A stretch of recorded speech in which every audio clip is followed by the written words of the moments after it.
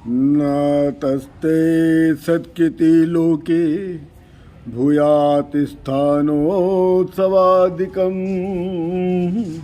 ओम नमः शिवाय।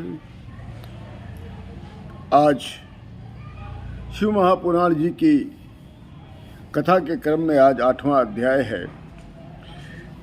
कल हमने आपको जो 7वां अध्याय सुनाया था उसमें ब्रह्मा विष्णु जी के विवाद में जो अग्नि स्वरूप दैदीप्यमान जो स्तंभ लिंग स्वरूप प्रकट हुआ था, दोनों में महायुद्ध हुआ।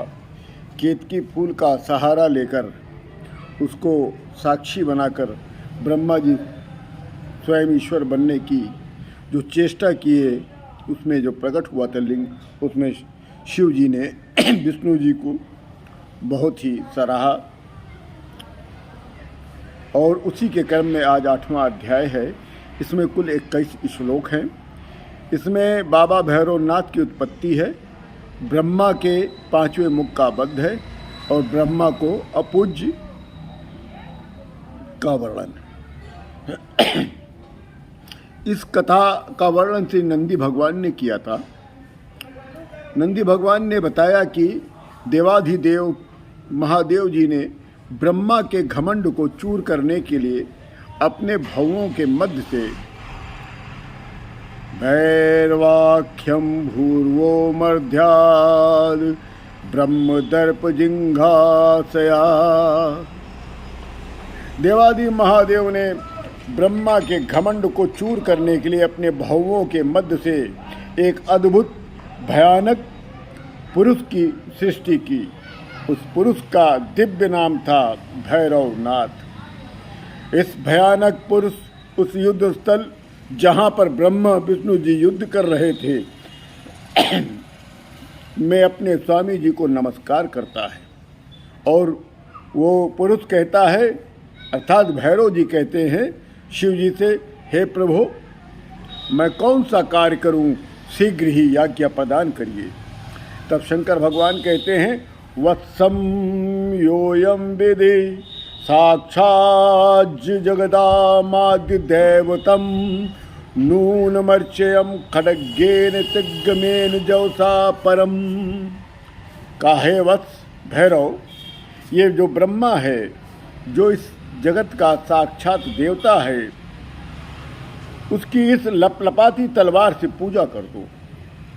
शिव जी की आज्ञा पाते ही बाबा भैरवनाथ जी ने एक हाथ से ब्रह्मा का केश पकड़ा है और उनकी असत्य भाषा बोलने वाली 5वां सिर को काटकर अपनी फड़कती हुई तलवार से उनके शेष सिरों को काटना चाहा। तब ब्रह्मा भूषण वस्त्र माला उत्तरी त्याग कर बिखरे हुए अपने शेष सिरों को उत्तरी त्याग कर बिखरे हुए केशों और थर-थर कांपते हुए बाबा भैरवनाथ जी के चरणों में गिर पड़े।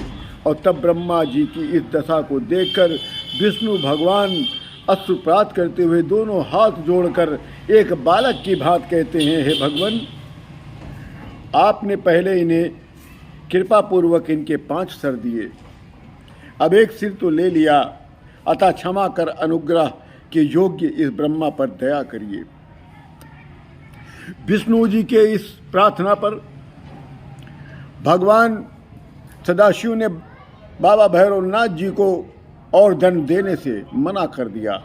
फिर छल रहित सिर वाले ब्रह्मा से बोले, हे षट ब्रह्मा, तुमने पूजा की इच्छा से तथा ईश्वरत्व की प्राप्ति की इच्छा से इस प्रकार का छल का आश्रय लिया, इसलिए नातिस्थे सत्कृति लोके भूयातु स्थानोत्सवादिकम।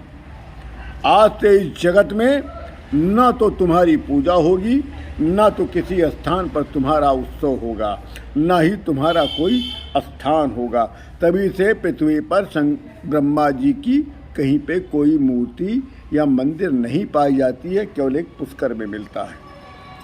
ब्रह्मा जी कहते हैं शंकर भगवान से कि हे स्वामी, हे वरद, मेरे छल वाले सर को काट के आपने मुझे वरदान दे दिया है, ऐसा मैं समझता हूँ। हे विश्व के कारण, हे विश्व के बंधु, मेरे हे मेरू के धनुष बनाने वाले, हे शंभो, हे शंभो, हे भगवान, आपको बारंबार प्रणाम है।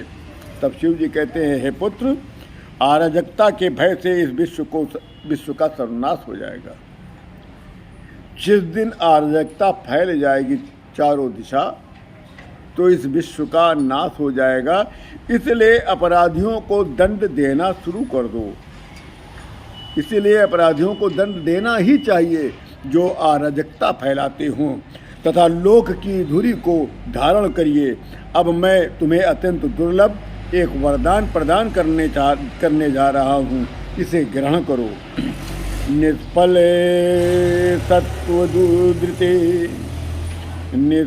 सत्वोदृते यज्ञासांगच्छ स दक्षिणः अथाह देवः कितवं केतकं कूटुसाक्षिणम्। आज से अग्निहोत्र स्मार्त कर्म तथा श्रौत स्मार्त यज्ञों के तुम्ही गुरु होगे। दान दक्षिणा सहित यज्ञ भी तुम्हारे बिना पूर्ण नहीं होंगे। जिसमें तुम्हारा स्थान नहीं होगा वो यज्ञ निष्फल हो जाएगा। और हे दुष्ट असत्य भाषिन केतिक, अब केतकी पुष्प से कह रहे हैं शिव जी कि हे दुष्ट असत्य भाषिन केतक, तू शीघ्र ही यहाँ से भाग जा। अब तुम्हारे पुष्प से मेरी पूजा नहीं होगी। ममापि प्रेम ते पुष्पे माँ भूत पूजा स्वितः परम। मेरा तुमसे प्रेम विच्छेद हो गया है। शिव जी के कहते ही समस्त देवगण केतकी से दूर भागने लग गए। तब केतकी कहती है शिव जी से, हे नाथ, आपको नमस्कार है। आज आपकी आज्ञा से मेरा जीवन व्यर्थ हो गया। हे नाथ, मेरे पापों को दूर कीजिए, मेरा जन्म सफल कीजिए। हे प्रभु, ज्ञानाज्ञान कितम पापम नाशयत एव ते स्मृति तादृशे त्वपि दिष्टे में मिथ्या दोषः कुतो भवेत्। केतकी कहती, हे नाथ, आपका स्मरण ज्ञान पूर्वक अथवा अज्ञान पूर्वक किए गए पापों का नाश करता है।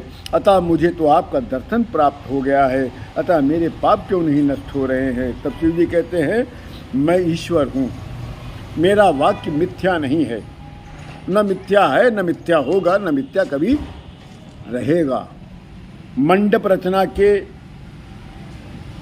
बहाने या कारण से तू ऊपर रहेगा, मेरे भक्त तुझे धारण करेंगे, किंतु हम तुम्हें स्वीकार नहीं करेंगे। यहीं पर शिव महापुराण जी का ये विद्येश्वर संहिता के 8वां अध्याय पूर्ण होता है। कल हम आप लोगों को 9वां अध्याय बताएंगे, जिसमें ब्रह्मा विष्णु द्वारा शिव पूजन और शिवरात्रि का कथन के विषय में वर्णन किया गया है। ये थोड़ा बड़ा है, 46 श्लोकों का ये अध्याय है। और इसमें हम आपको एक विशेष बात भी बताएंगे, जिसमें जब पहली बार जब ब्रह्मा विष्णु जी जब युद्ध कर रहे थे 7वें अध्याय में, तो जो अग्निस्वरूप जो लिंग प्रकट हुआ था स्तंभ के रूप में, उसका वर्णन आज मैं स्पष्ट अलग से बताऊंगा, आप लोग को इसी अध्याय में बताऊंगा, जो आज भी पृथ्वी पर स्थापित है, स्थित है, मगर उसको बहुत ही कम लोग जानते हैं। उसके विषय में भी मैं वर्णन करूंगा।